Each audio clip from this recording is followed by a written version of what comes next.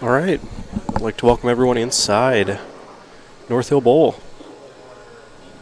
for the stepladder finals of the 2020 NDBowlTV Masters here on the High Plains Bowling Network. I am Darren Sini, and we are currently getting the lanes on, and all 5 participants will get, I think, 10 minutes on the pair since it is fresh oil. Our top seed is Thomas Wolf, number 2 seed Jeremiah Smith, number 3 seed is Brad Peterson, the 4 seed is Jamie Craig, and the 5 seed is Randy Peterson. So our final 5 will get a little bit of practice on this pair, and then we'll be underway with our first match. We are experiencing a few technical difficulties here, so hopefully the show goes smoothly.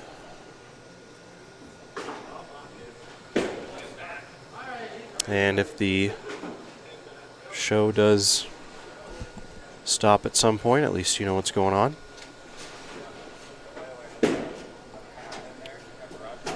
Once again, our first match will feature Randy Peterson against last year's runner-up, Jamie Craig. We are bowling on the 2017 USBC Masters pattern, a 2-to-1 pattern. Played pretty tough this week. Top 16 cut yesterday was somewhere around 140 under, and nobody shot plus in the 8-game qualifier yesterday. We had 16 return this morning for 3-game total pin matches. There were 4 undefeated bowlers, and then the lone 5th seed would be the loser in the second round that had the highest 6-game total, so that would be Randy Peterson. And the winner here today will take home a spot at the USBC Masters in 2021, if it happens.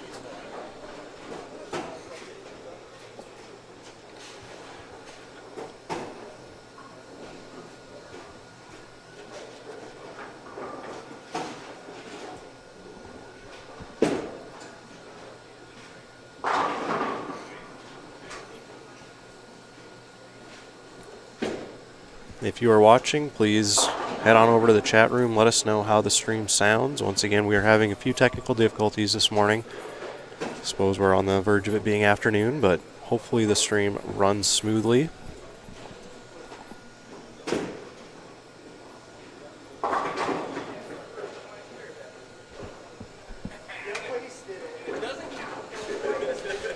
Again, we're currently letting the final 5 kind of bowl on the pattern here, as it is re-oiled, so it is fresh.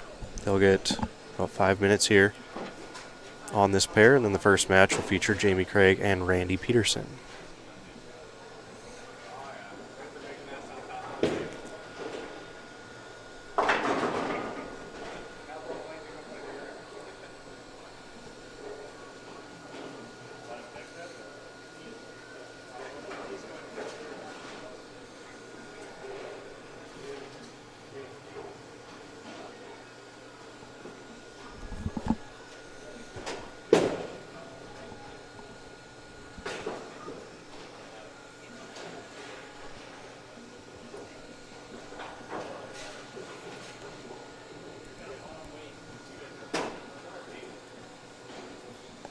Again, these bowlers had a little bit of a wait after the bracket matches to re-oil. They started oiling down on 17 and 18 to get the pattern as true as possible. They did run these 2 lanes, 11 and 12, twice.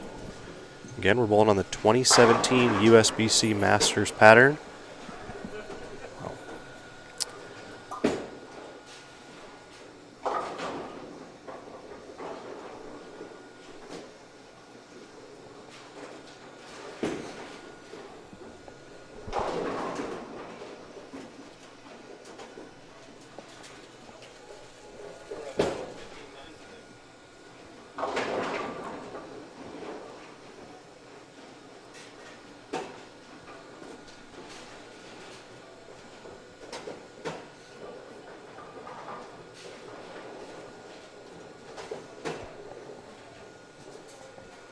All right, thank you for that update there in the chat room. I do appreciate that.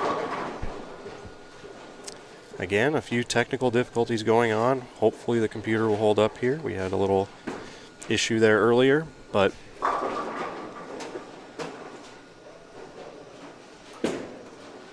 you can probably hear the fan running as it's fairly close to me. But nonetheless, show must go on.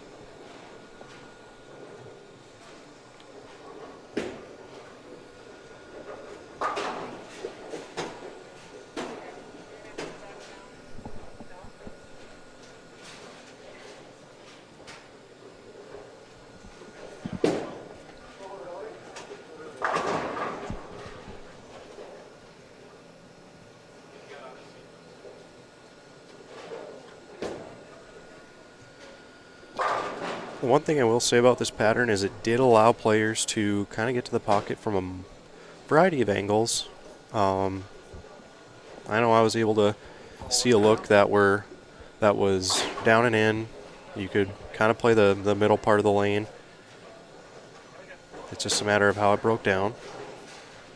You can see our players here just kind of testing out the waters a little bit, trying to find a look. There was a little bit of an out of bounds there, so a miss a little too far to the right, and it's not going to recover.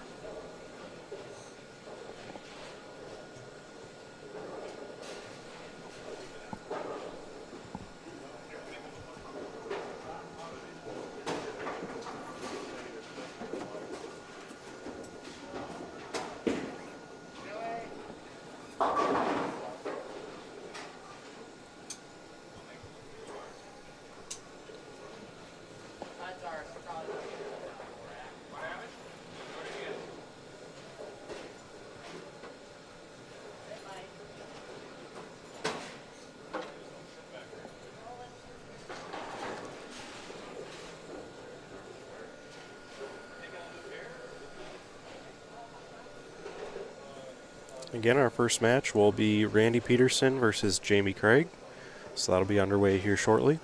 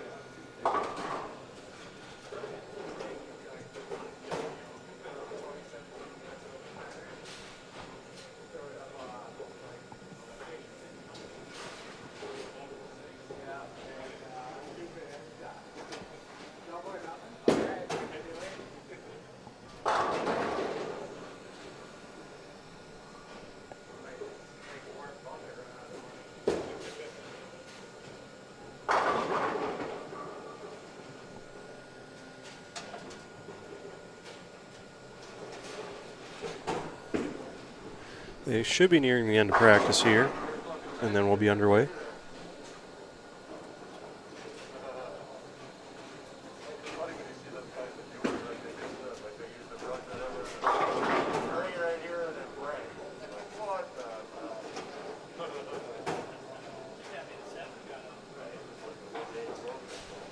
Again, their first match will be Randy Peterson and Jamie Craig.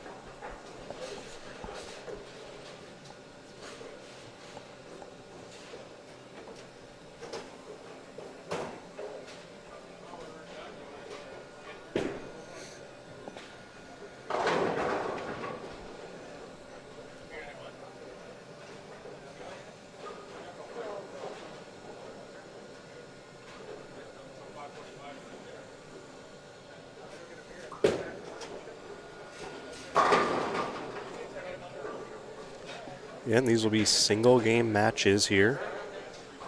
The winner of this match will get Brad Peterson, and then the number 2 seed is Jeremiah Smith, and our top seed is Thomas Wolf. Should be underway here shortly.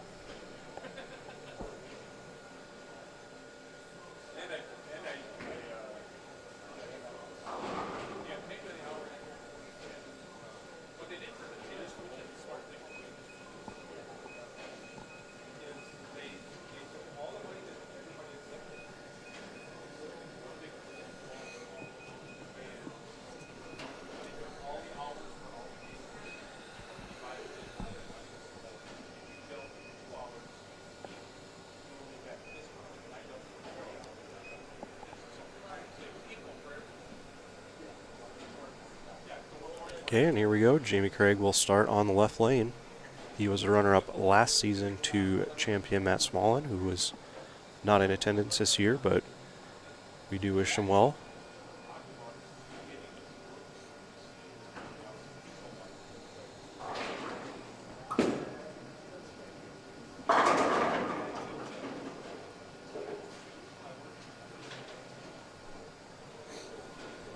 And unfortunately, my score camera is not working at the moment. So 1 second.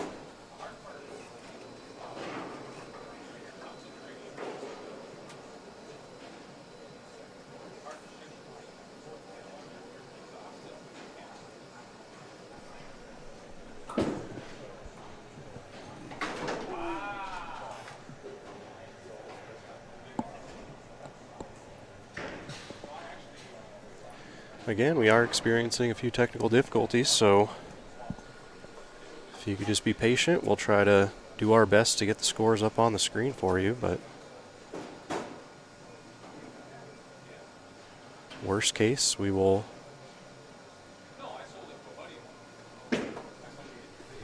just kind of let you know how the scores are from afar.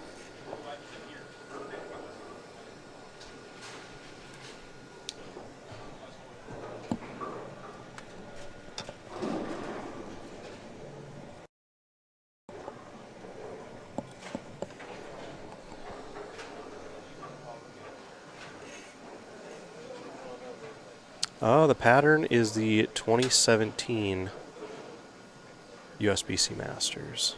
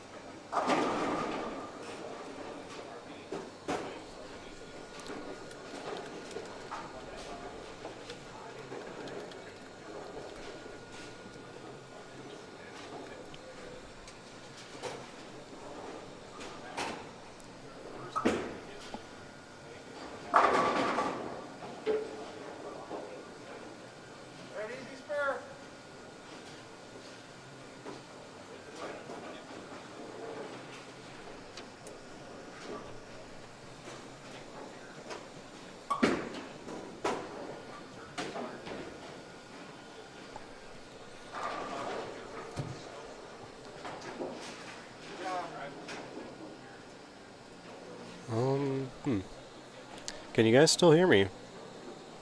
Is it still running?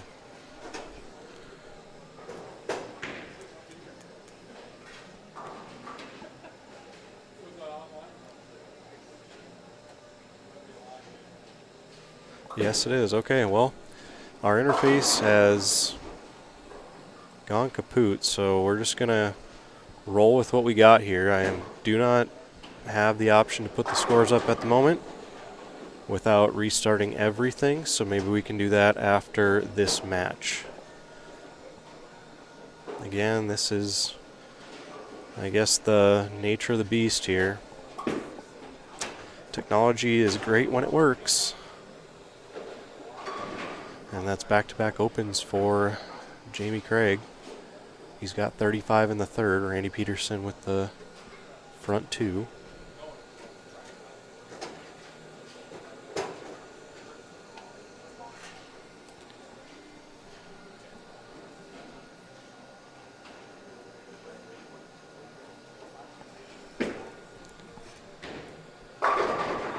Randy looking pretty comfortable out there.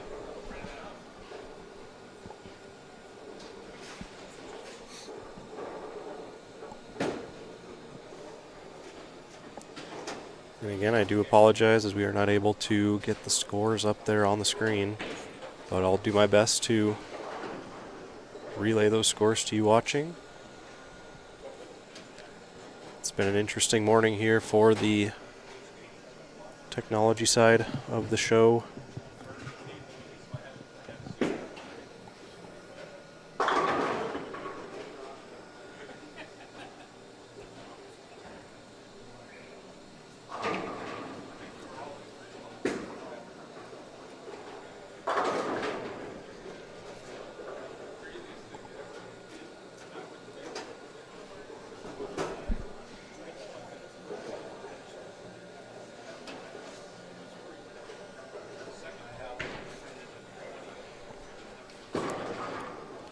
And Randy gets one off the 4-9, so that'll give him 86 in the fourth. So pretty good lead to start this match.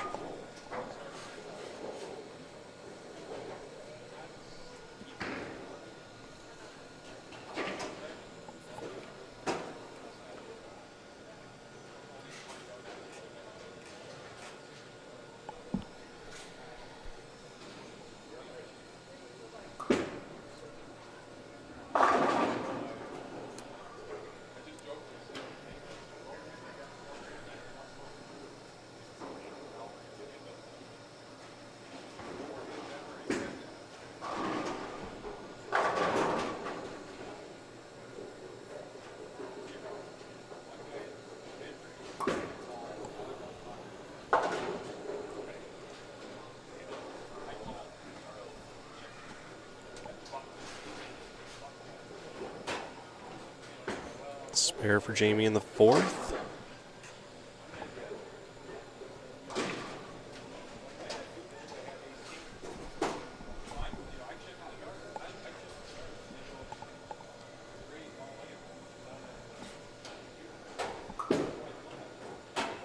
That's a good shot there. Give him 55 in the fourth to Randy's 86 in the fourth. So a 31 pin lead for Randy. entering the 5th here. Again, I do apologize we're not able to put the scores up on the screen. We're having a few technical difficulties at the moment, but we're making do with what we have.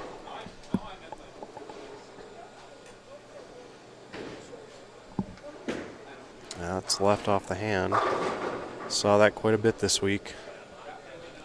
Just gotta take those when you get them.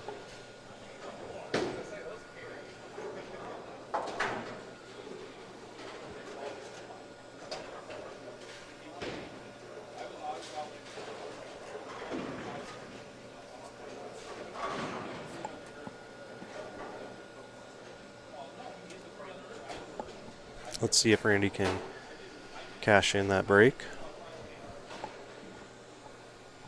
Got to push and try to do it again. 6-pin.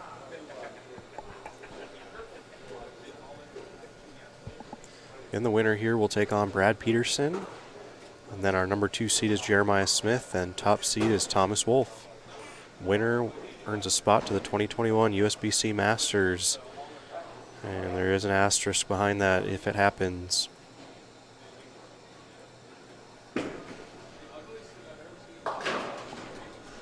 But that spot to the Masters is in addition to the prize money, so full prize fund will be paid out.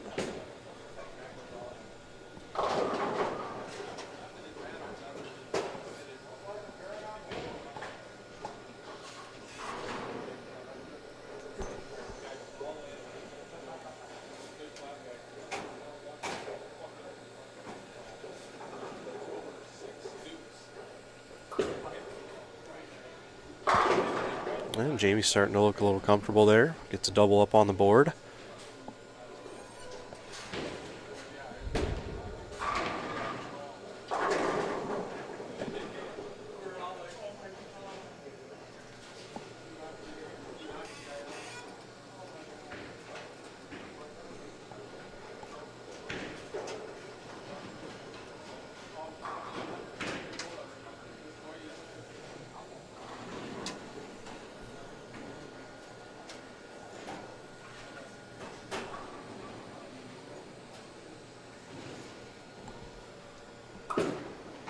A little wide. And I know a lot of the games that I bowled this week, when you miss wide, leaving something makeable was key.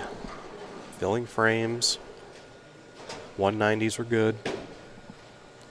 Definitely a pretty tough pattern out there, especially as they started to break down. This morning we did have a few bowlers who did bowl fairly well on the fresh, on the 3-game total pin matches.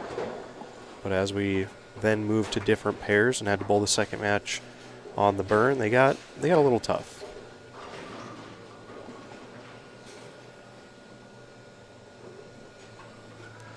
So we'll see how our finals pair here breaks down.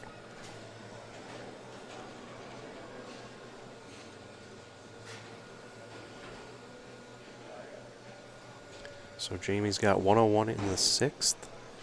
Randy now up in the 7th. That one goes heavy, but does get lucky to leave only the 4-7. That'll give Randy a 124 in the 6th, so a 23-pin lead if he spares this.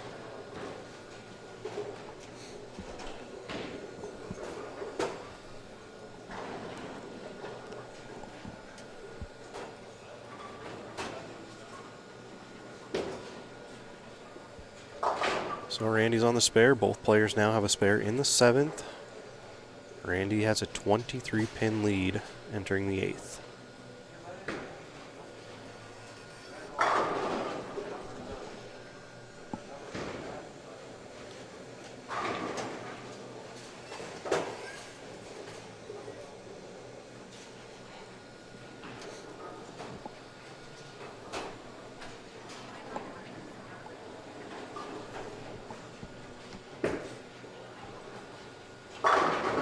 Good shot there for Randy.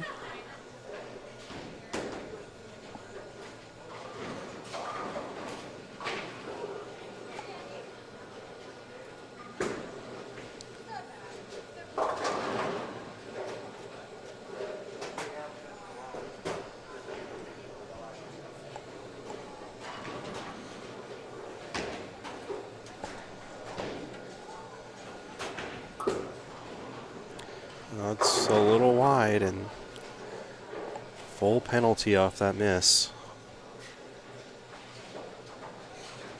And again, the last time he missed wide, he left a headpin combination that was makeable, and now a similar shot results in a 2-8-10. So if your misses result in makeable spares, you were doing pretty good this week.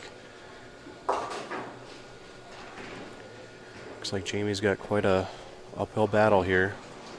Entering ninth, he's got 127 in the eighth. He can only max out at 187.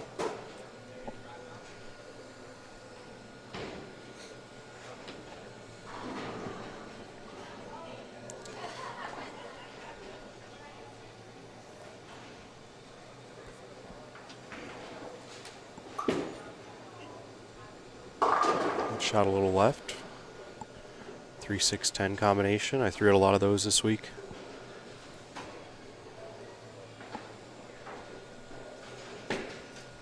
Brad Peterson is waiting in the next match.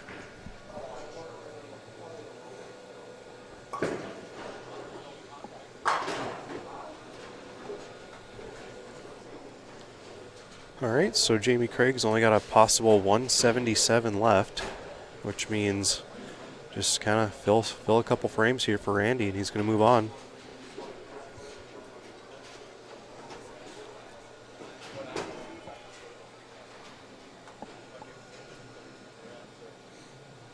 A little left, yeah, well,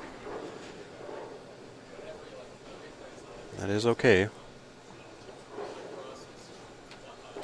It is important to get the count here.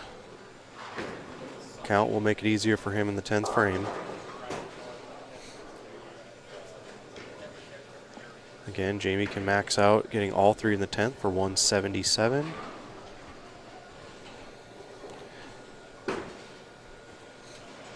Randy does get the 2, which is important. Randy does have 170 in the 9th, so he does need 8 pins on 2 shots here.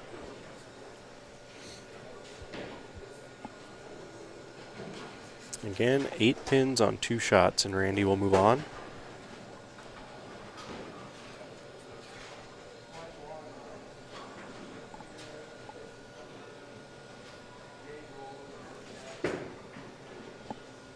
Well, that'll do it.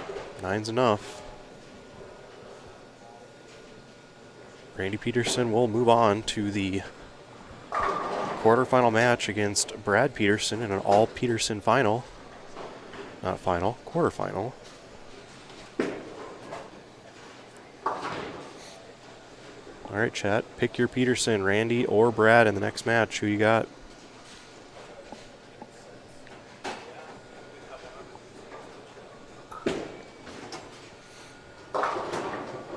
Another good showing for Jamie, as he was a runner-up last year, so 2 years in this tournament, 2 years in the NDBowlTV finals.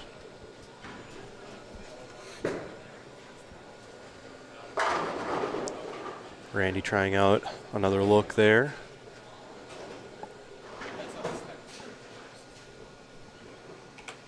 So our next match will be Brad Peterson and Randy Peterson, and the winner will take on Jeremiah Smith. And then Thomas Wolf is our top seed. And I think we're just going to leave the stream as it is. I know we do put up some advertisements and whatnot, but with the current technical difficulties, if it's currently working, we're just going to leave it. That's kind of how I feel at the moment.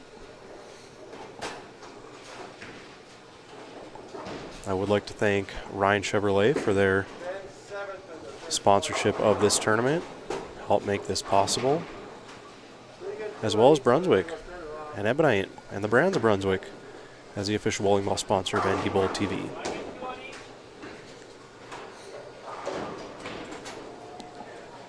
Okay, Brad will come over and get 2 shots on each lane, and then we'll be underway in our quarterfinal.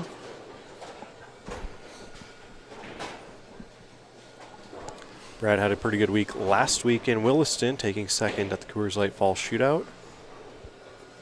So a couple good weeks of bowling for him.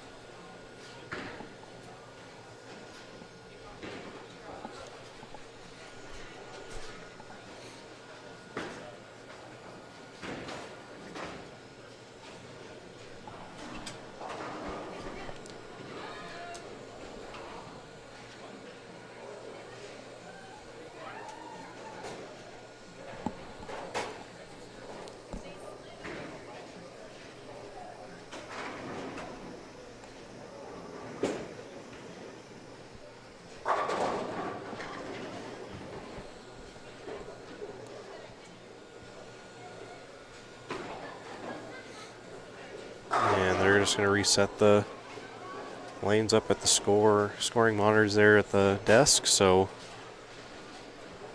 now we'll be underway. That will allow Brad to shoot his 2 shots without the scores going up on the screen.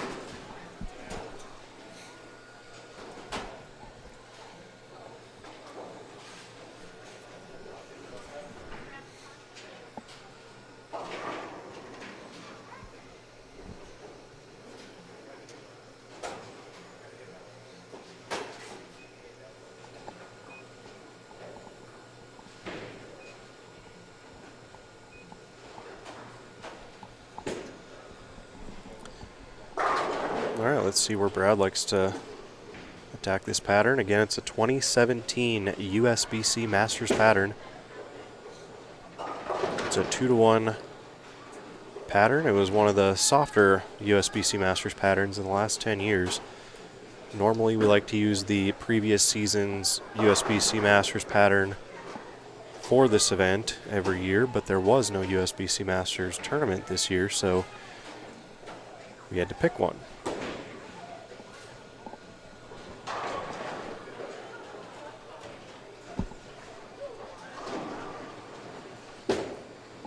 And the winner here today will take home a trip to the 2021 USBC Masters, assuming it does happen.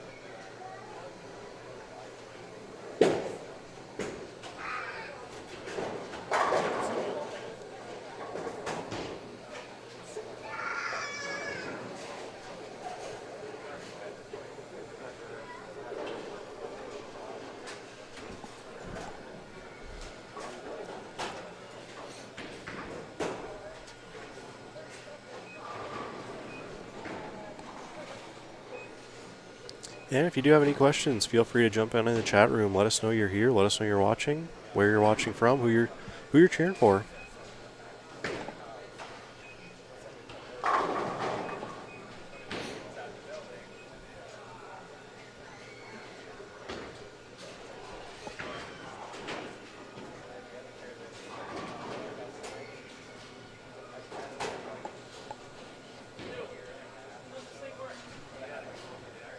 And Randy trying to change name on the scoring monitor, so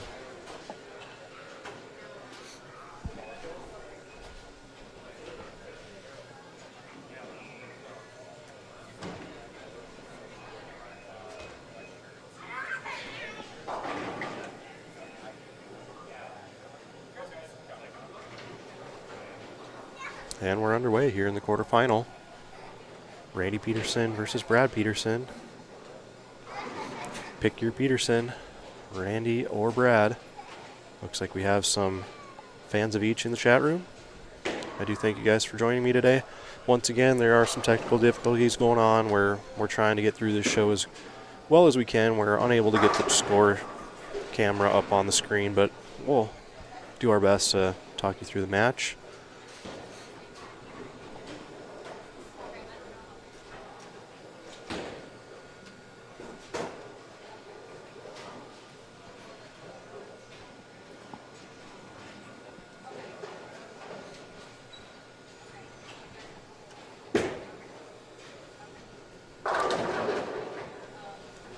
And Brad goes left, but does leave the 6-pin. Hey Joe, thanks for joining me, and thanks for the kind words. I did bowl decent. I had a hard time in my match this morning against Thomas Wolf. I did open a couple tens frames and missed a single pin, and that was ultimately the difference in the match, and Thomas ended up going on to be the #1 seed. So I guess if there's any consolation, losing to the top player in the tournament at the moment.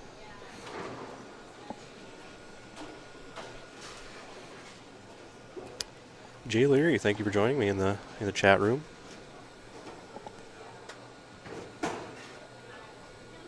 Do appreciate you joining in. Appreciate you all in the chat room. I am flying solo here today in the booth, so it does get a little lonely. That's okay. Brad now up in the second, working on a spare. That shot looks better. Yeah, hooked right through the nose. A very tough spare on this, the 3.6910.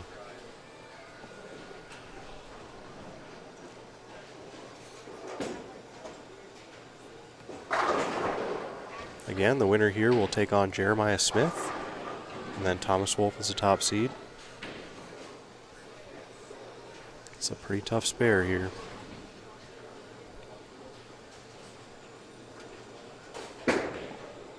It's gonna push. Takes out just a 3. So that gives him 23 in the second.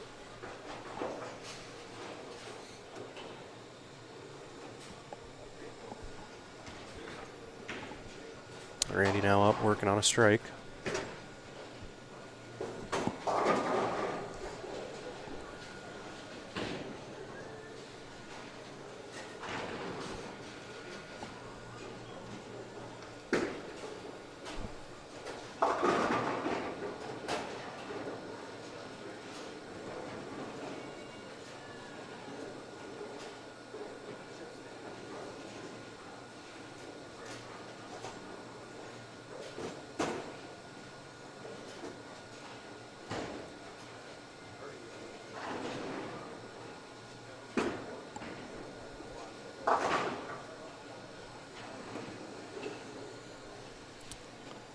Oh, hopefully the stream is still working for you guys. I'm getting a few messages over here, so if you could, keep me updated on how it looks.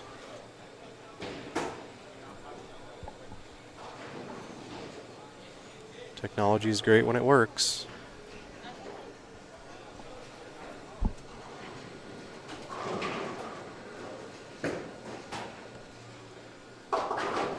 Oh, through the nose there for Randy.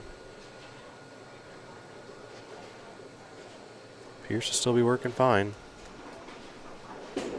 Hey, Matt, thank you for joining me in the chat room.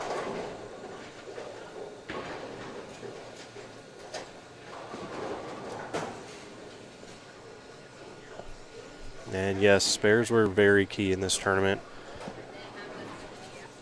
I myself started the qualifying round yesterday with a split spare and a split spare the first 2 frames.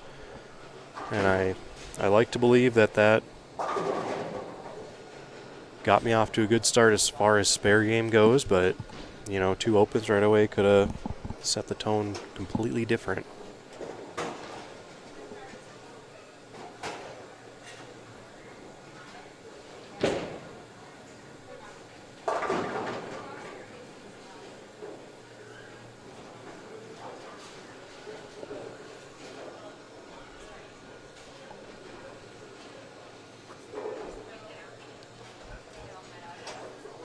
So Randy with that open had 45 in the third at the moment.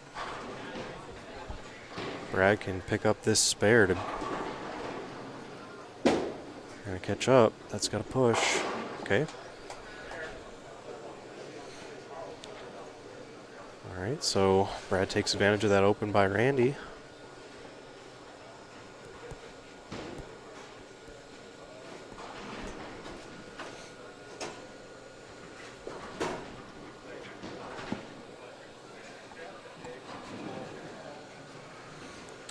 What type of equipment were most bowlers using? Honestly, I think there was a wide range of equipment out there, really. You know, I was using an asymmetrical hybrid for a little bit, and then I moved to a symmetrical pearl as the pattern broke down. I saw a lot of different options out there. I know some people tried urethane at some point, and it all depended on your rev rate, really, because you needed enough surface to get up the hill. You can get to the pocket in a variety of angles on this pattern. It's just a matter of, you know, finding that spot on the lane that when you missed, you didn't pay full penalty. Like that shot there by Randy was pretty decent, just didn't get into a full roll, and he left a 2-pin.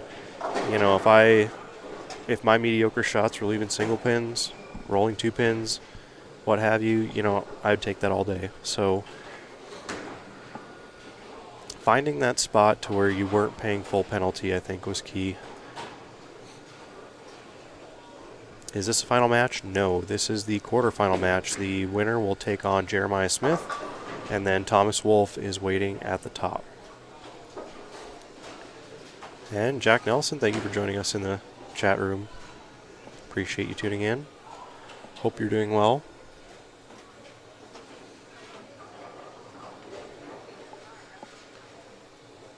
Again, we were not able to get the score camera up on the screen as we're experiencing technical difficulties. I know I sound like a broken record, but it is what it is, and we'll try to relay those scores the best we can. Randy now up in the 5th, working on a spare. Oh, a little heavy on the nose there, 4-6-7. And with that count, it gives him 40 or 62 in the 4th.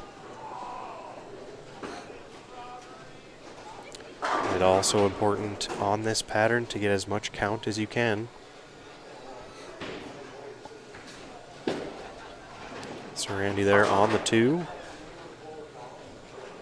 And that'll give him 71 in the 5th. Brad's got 43 in the 3rd, working on a strike, so he could take a commanding lead in this match with a couple good shots here.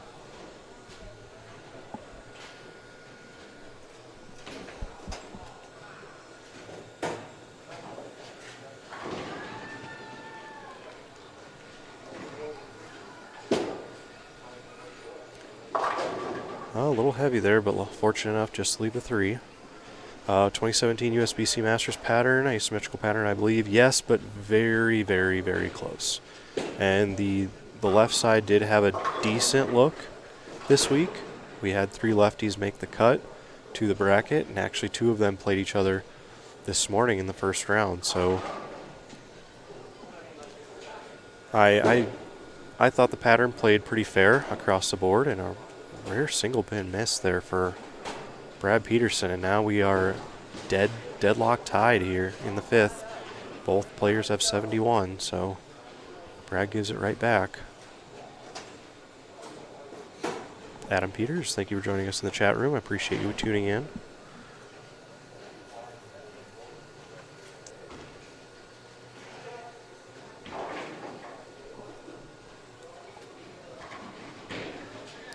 Let's see if Brad can bounce back here.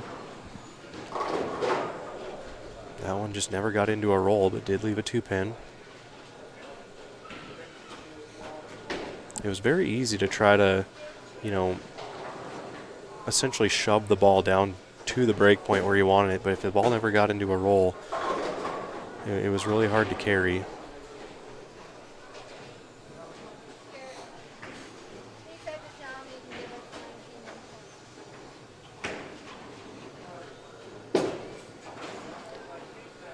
And Brad gets that one, so a spare in the 6th.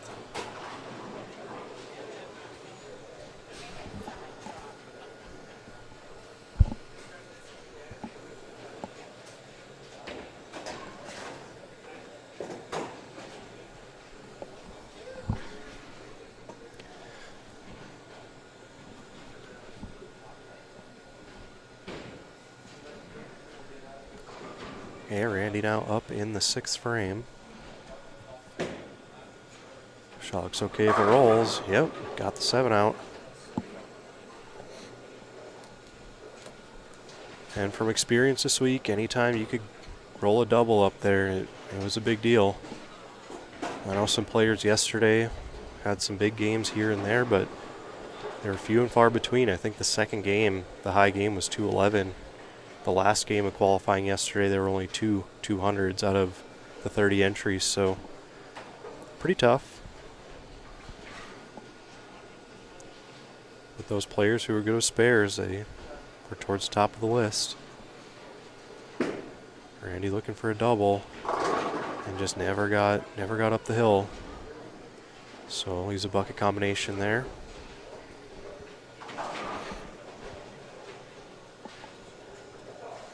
Again, Jeremiah Smith will take on the winner of this match. Thomas Wolf, our #1 seed, will bowl for the title.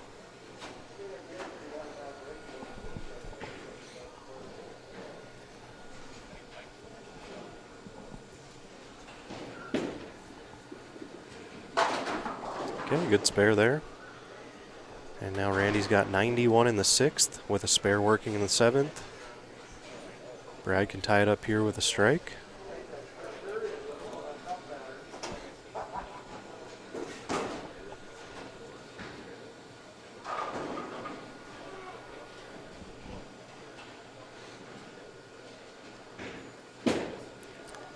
Push. Ooh, trips out the 4 and gets a 10. We'll need a score correction on that one, but a break there for Brad Peterson.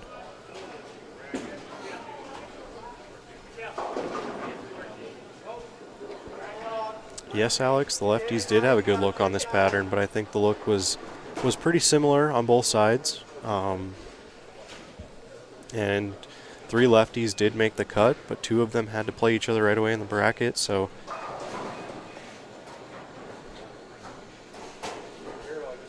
they had to beat up on each other a little bit. But we do have an all-righty final 5 as Randy took down Jamie Craig in our first match. Now a big shot here for Brad. Can he get the double? The elusive double. There it is. So Brad Peterson comes out, takes a lead here. Did take advantage of that break he got in the 7th. Now Randy up here in the 8th. I think he's got to put a strike on the board now. This is his good lane of the 2.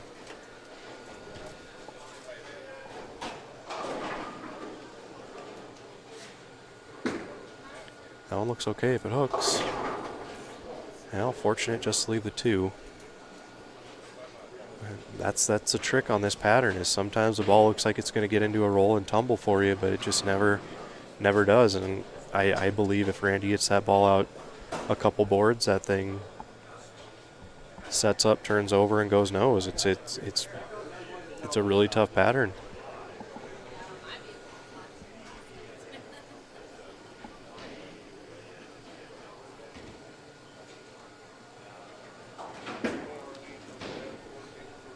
Okay, on the spare, Randy's got 110 in the 7th, working on a spare in the 8th, and Brad's got 91 in the 6th, working on a double, so advantage Brad at the moment. Big shot here for Randy to put up a strike in the foundation frame. Randy can max out at 190. He's got to have a strike here.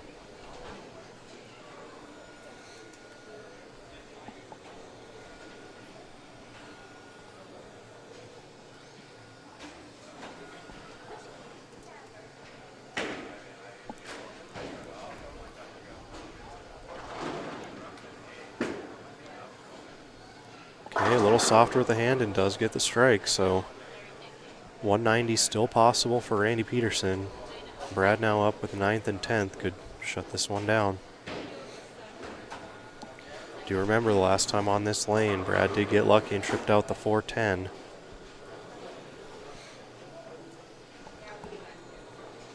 So big shot here.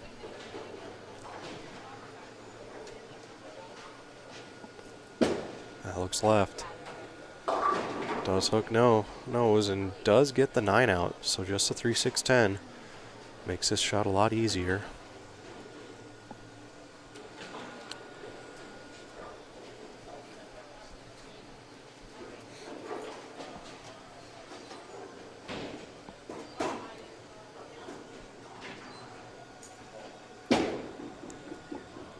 Okay, Brad's on the spare. So that gives him 138 in the 8th. He can max out at 188, so he can no longer shut out Randy.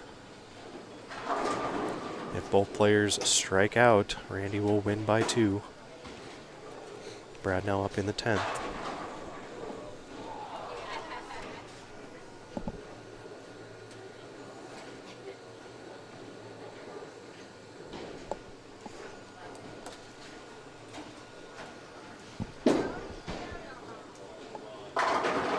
Ooh, lucky shot there for Brad.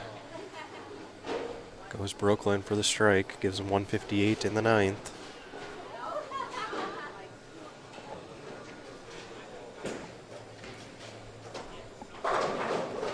That one there ensures that Randy's got to get the first one, no matter what.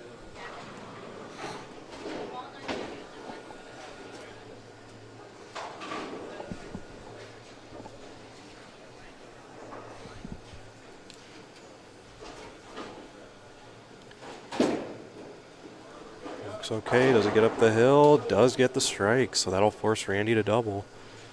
So now count is big here.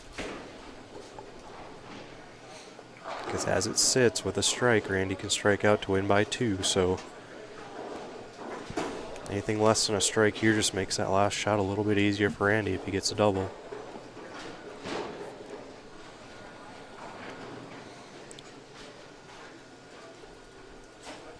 Well, that's what it's all about, is to cash in on those breaks, and that's what Brad did this match.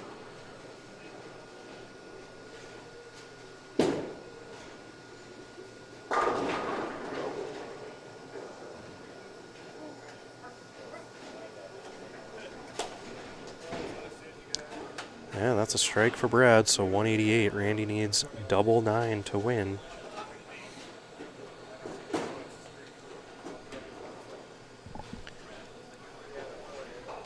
On a lane that he's only struck once on.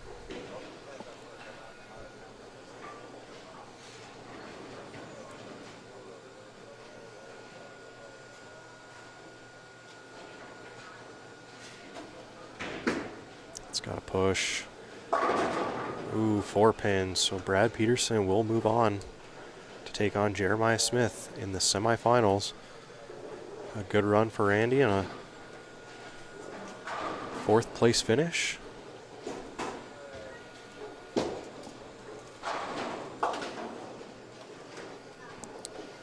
Randy can strike up here the last ball for 170, so once again, we're not going to change anything about the stream. It's working. We're just going to leave it. Again, we'd like to thank Ryan Chevrolet for their sponsorship of this event this season, as well as Brunswick and the Brands of Brunswick for being the official bowling ball sponsor of NDBowlTV. For NDBowling.com, I'm Darren Cini, giving you the finals of the 2020 NDBowlTV Masters.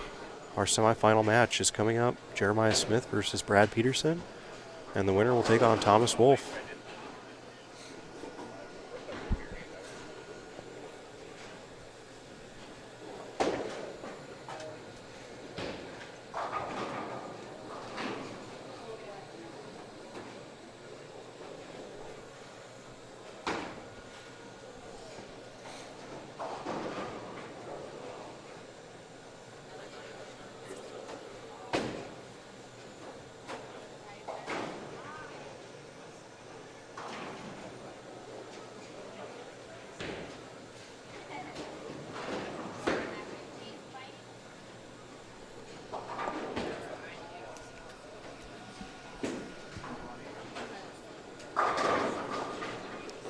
So a couple shots on each lane, as per usual.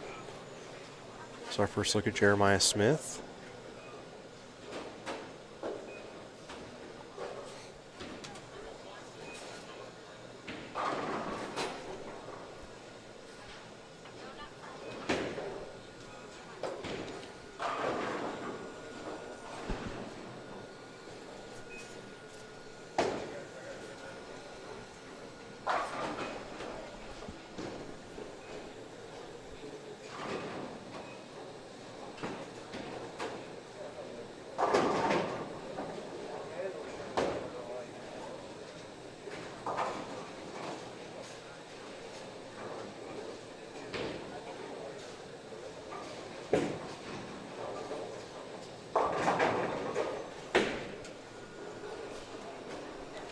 Did you already announce the payouts? Any idea what Randy got for 4th? They had a sheet for payouts, but I am not exactly sure where that is. I want to say 4th got somewhere around 400 bucks. I think the top spot's 800. We had $2,000 added prize money plus the $500 spot to the Masters, so pretty good payout for only 30 bowlers.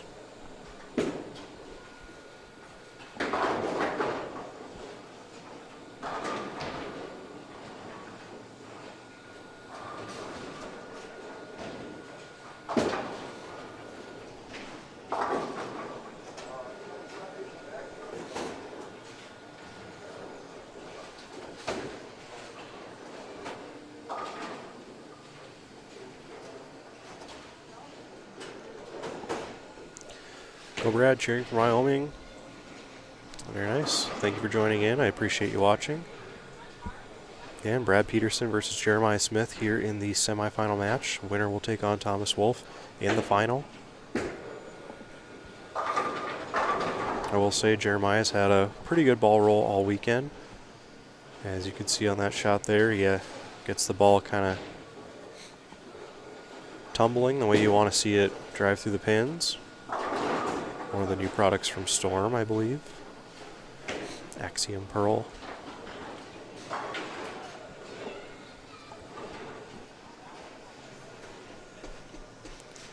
And I sit here in the booth still having my bowling shoes on. It's part of bowling and live streaming at the same time. You do what you gotta do, right? Looks like Jeremiah's got a pretty good look on this pair so far. I like the ball reaction that he's got.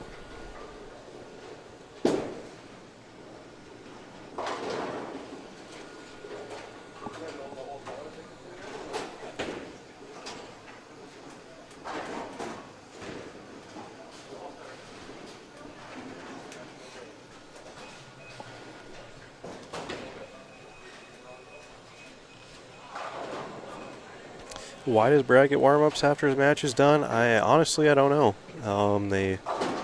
They've been doing that for every match since the first match, so I think they're just going with it. That is a good question. I'm not quite sure. I think they just thought of that on the fly, and I guess it is what it is. But you're right. Normally, it's just the incoming bowler gets 2 shots.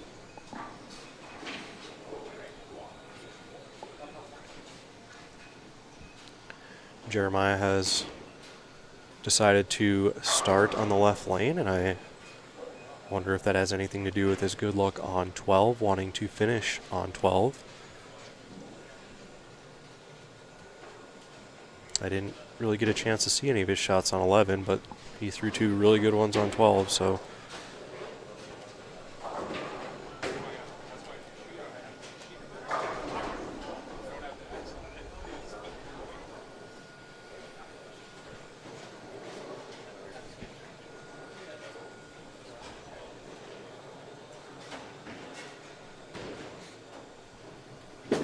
okay, first shot for Jeremiah. Oh, pretty good. Left 10 pin, but really good shot off his hand, so.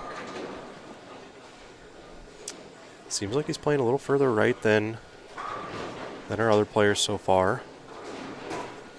I will say earlier in the day, Thomas was in his match against Ryan Holsworth on 9 and 10 and did make I have to say about a 15 board jump right with his feet and ended up shooting about 650 in that match, and that vaulted him all the way to the #1 seed, because in his match against me he shot, I want to say, about 560, 570, somewhere in there.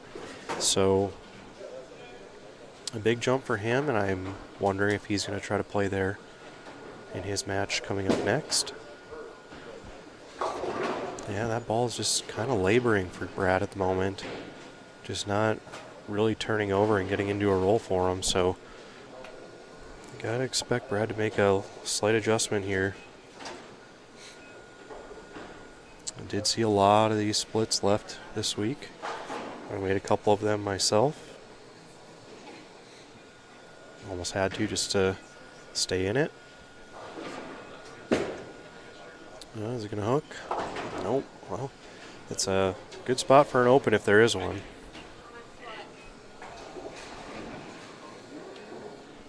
I don't know if Brad's going to have to get a different ball in his hand or what. I believe he's throwing a pearl.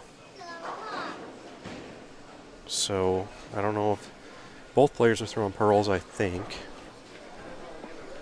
I don't know if a ball change is in order for Brad, or maybe a slight move to the right to try to get that ball to start up a little quicker. That was better. It's still not rolling through the pins. So a soft 10.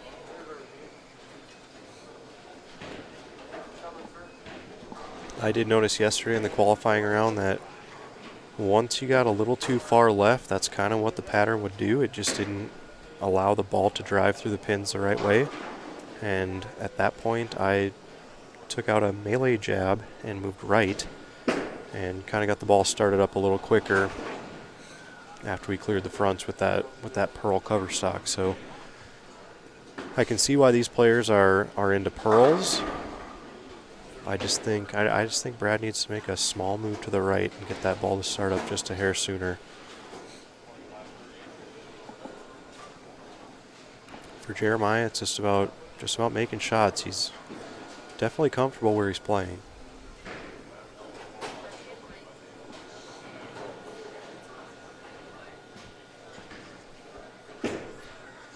Shot looks okay. Just skids a little farther, so maybe he got a little quick on that one.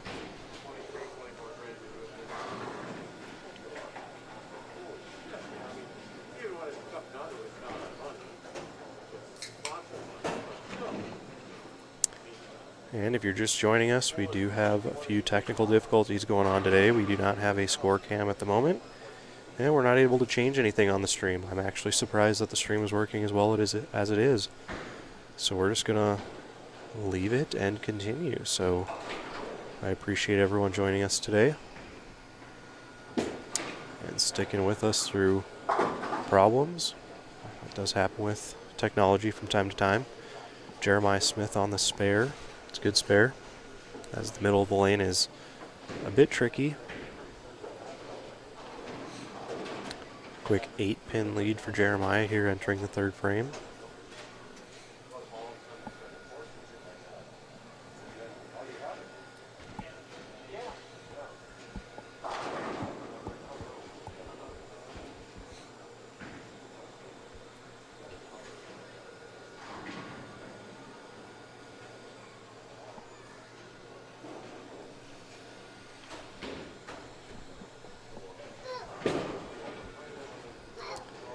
Oh, that's a pretty good shot.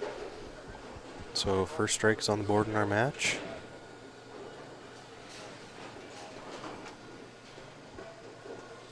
And even on the really good shots, it seems like if you get the ball into the roll, it seems like it's such a heavy roll that you risk leaving 9 pins or /7 pins. And it's really hard to get no doubters on this pattern at the moment. I think that was a small move right for Brad, and that one hooked up really nice. That was a really good roll for him. So good move there for Brad. Keeps this a 8-pin match. Both players now working on a strike in the fourth.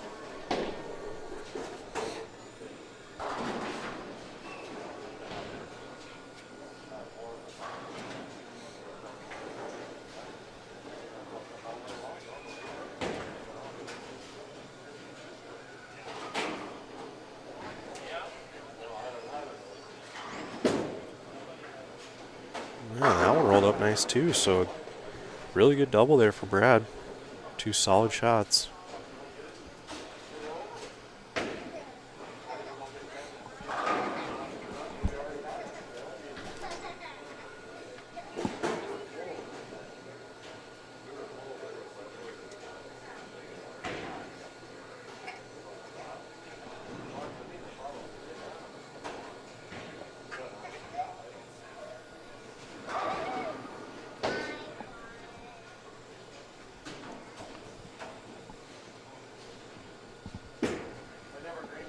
Got a hook. Oh, just gets enough of the head pin to hit the swisher zone. The crazy thing about that is that ball is so close to a 2-8-10 combination, but just got enough of a roll on it to swish everything out. So big double there for Jeremiah. He answers. Keeps this an 8-pin match.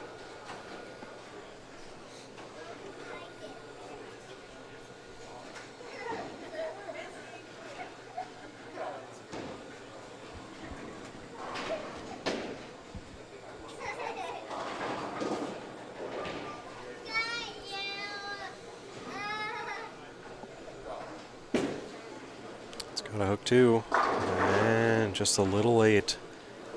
The ball is just a little late. Leaves the 10 pin. But again, anything makeable is pretty good at this point.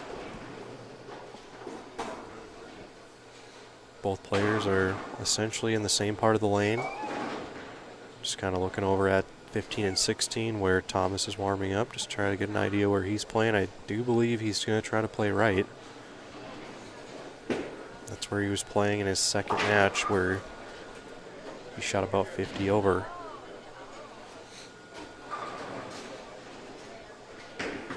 And there's enough traffic towards the right-hand side of our TV pair here to where I think that shot would work for him.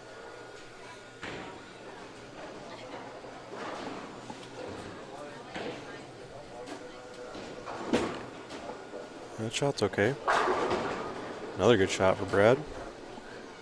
One thing I've known about Brad is once he finds it, this guy can strike a lot.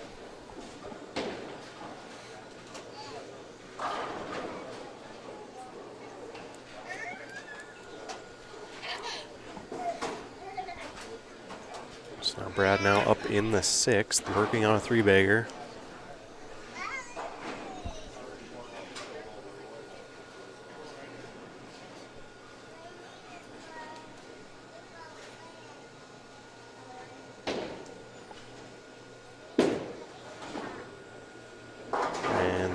Flags one left of the head pin, which is really easy to do.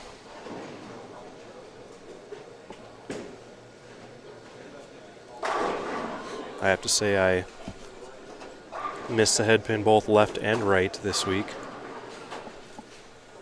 And saw a lot of people do the same. But luckily for Brad, the miscue there in the 6th frame resulted in a 1-3 spare, so pretty makeable. It is easy to chop this though. Alright, on the spare. That'll give him 107 in the 5th. A strike here for Jeremiah will give him 106 in the 5th. So, pretty close match.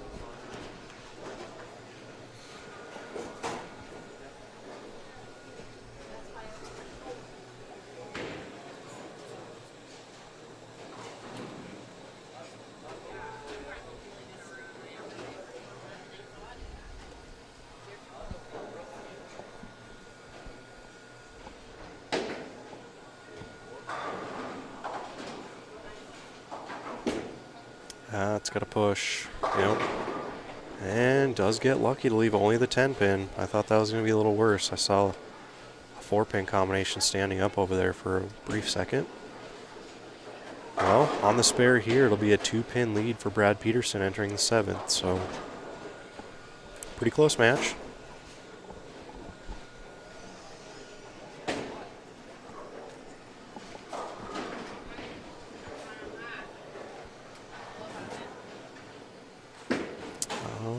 Push, and he misses it. So the Booth jinx is in full force. And Jeremiah, if you watch this down the road, I do apologize for that.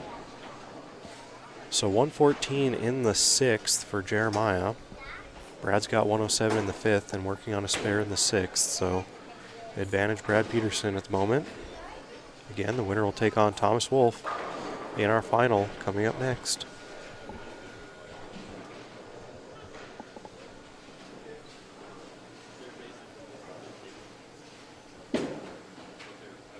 Better shot. Well, a good answer there for Jeremiah.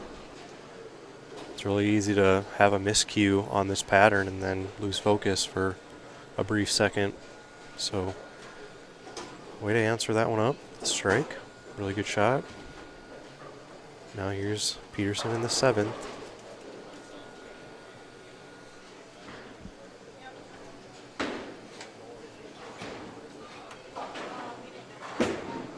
Looks like a good shot. Yeah, it's a little late on the head pin, leaves the 10.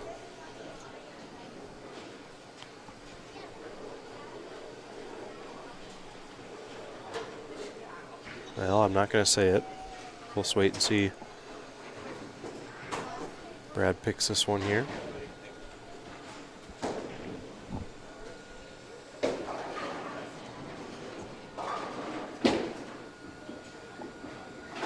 And Brad's on the spare. There we go. So both players with a mark in the 7th. It's a 12-pin lead for Peterson at the moment. Jeremiah is working on a strike in the 7th, so he does have a chance to cut into this lead.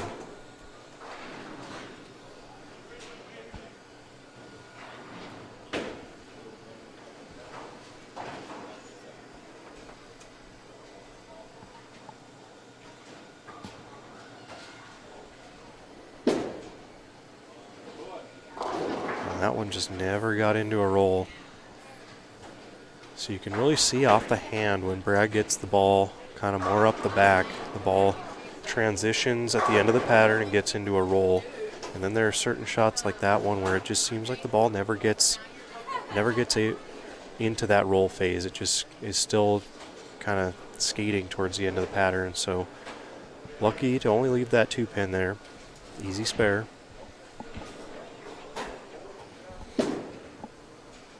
Okay, on the spare. So he's got 145 in the 7th and a spare working in the 8th. Big opportunity here for Jeremiah in the 8th and 9th to set up his 10th frame and make it so he can't get shut out.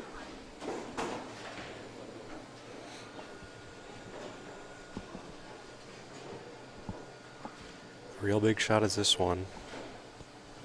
Got to get that double up on the board, got to cut into that lead.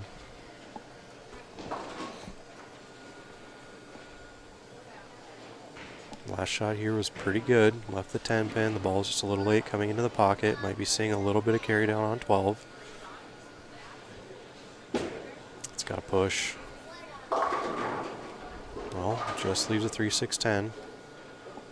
Thankfully, the 9 is not back there. As many who bowled this week will attest, that 9 back there makes this spare so much harder, especially on this pattern.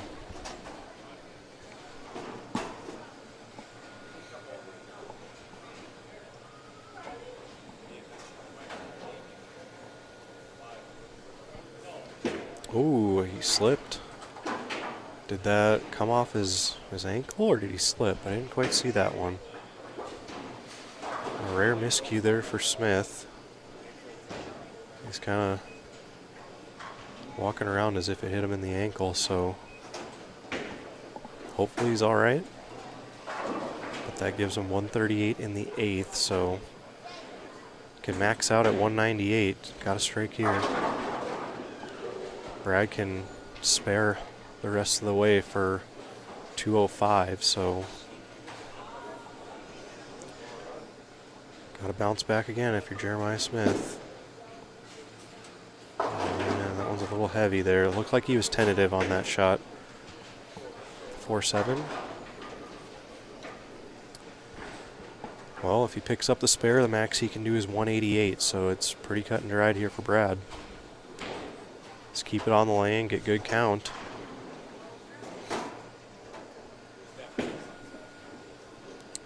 All on the spare, so Brad, I believe, just needs a mark in one of the next 2 frames to close this one out. As Jeremiah can only max out at 188 with all 3 in the 10th.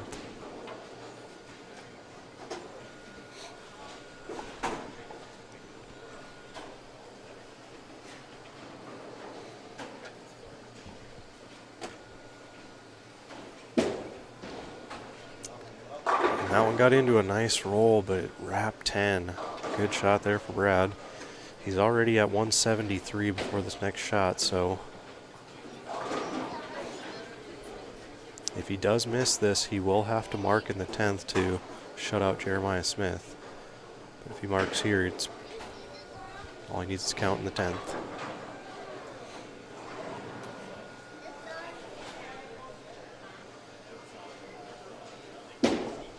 Okay, on the spare. Pretty straightforward for Brad now.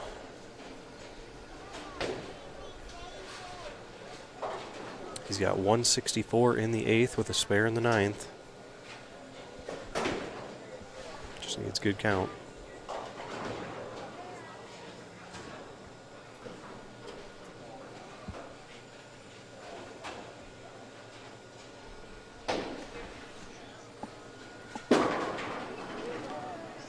And one goes Brooklyn, and that'll do it. So Brad Peterson will move on to take on Thomas Wolf in the finals of the 2020 NDBowlTV Masters here at North Hill Bowl in Minot.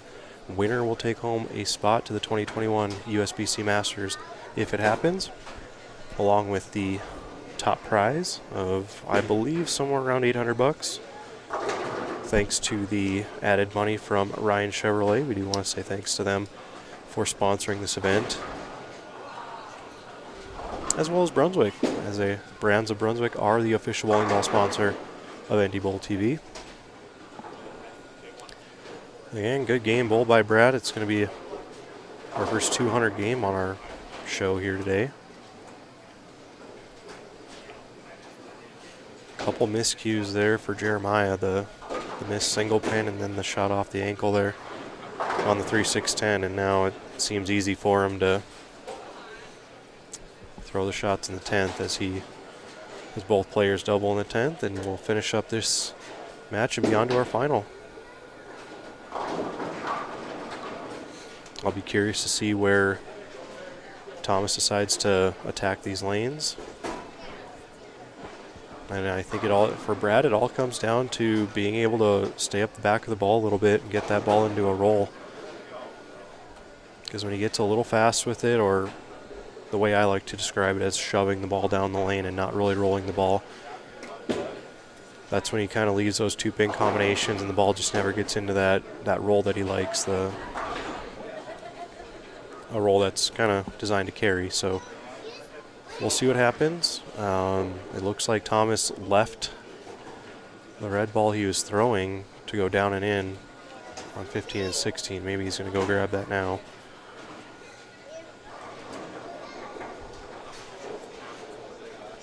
Yeah, he did pick that one up.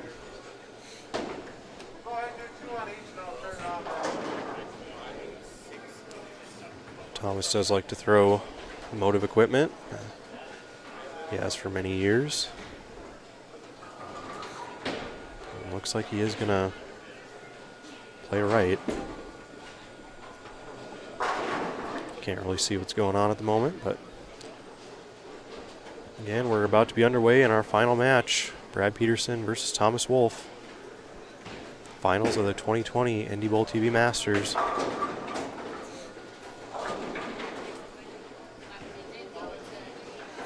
There's the one disadvantage of the top seed is you got to come into a pair you haven't bowled on for about an hour and a half. Thomas did bowl on this pair when it was fresh right at the beginning of our show. He has not thrown a ball on this pair since. So you got 2 shots on each lane to essentially get a look going, and that shot is pretty close to where he was playing on 9 and 10. So looks like he's staying right. I do believe him playing there will keep him out of trouble. But again, Brad's one of those bowlers where once he finds a look and gets that ball rolling, he's a guy that can put 4 or 5 strikes on the board on this pattern pretty easily. So this match could go either way.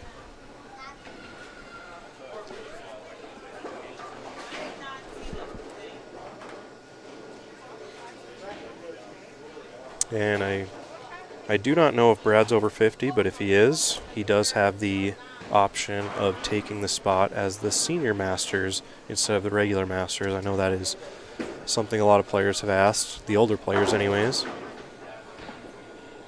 So that option would be available if Brad were to win and if he's over 50.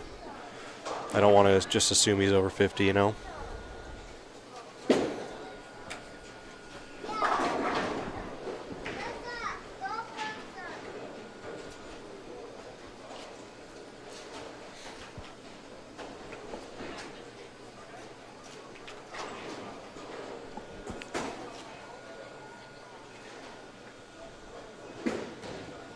Thomas trying out a different ball there. Just trying to see what works out there. And we do have confirmation from Brad's wife that he is over 50, so I don't feel so bad about saying that on air and then getting it wrong. But if Brad were to win, then he would have that option to go to the senior masters instead of the regular USBC Masters. All right, Thomas has chosen to start on the left lane.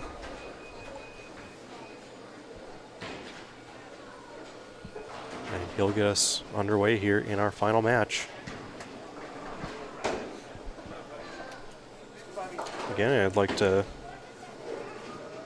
thank everyone for sticking with us here today as we have a few technical difficulties, not allowing our score cam to go up or to really change anything on our stream. So I do appreciate you sticking with us this time.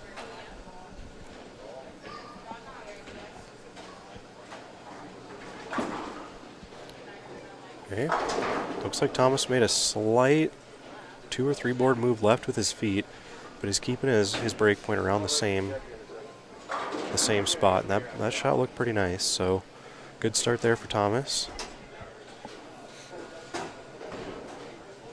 And like I was saying earlier in the show, he did make the big jump right in his match, his second match on 9 and 10, and he was the only guy to shoot plus that last 3-game set. So and he shot like 650, and that's what vaulted him into the top spot. So I do like the look he has from playing there. In the match against me, because I was paired up with him this morning down on 15 and 16. We were both playing kind of in the middle of the lane, just trying to look for any sort of friction. And then as the match went on, we migrated a little bit to the left, but when he moved on to his second match on 9 and 10, he made a big jump to the right and found a really good look there. So I think it's a good move. We'll see how it pays off here in this match. Brad with an early spare up on the board.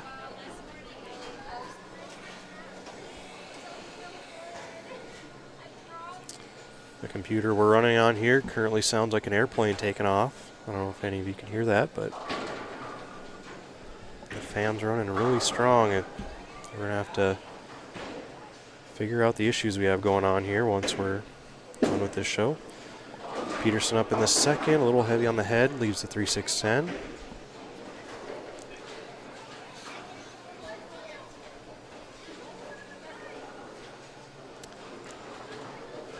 Thomas will have a chance to get an early double up on the board, which doubles are rare.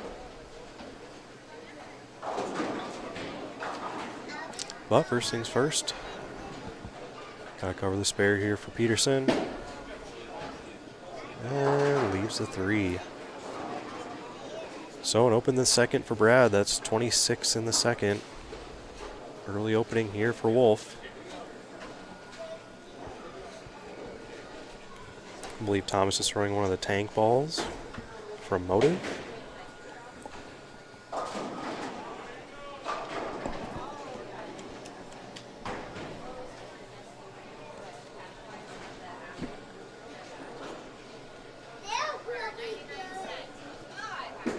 And that's got a hook. Yeah, as you could see, he was hoping that would just stay right to leave him something makeable, and the 1-2-4 definitely makeable.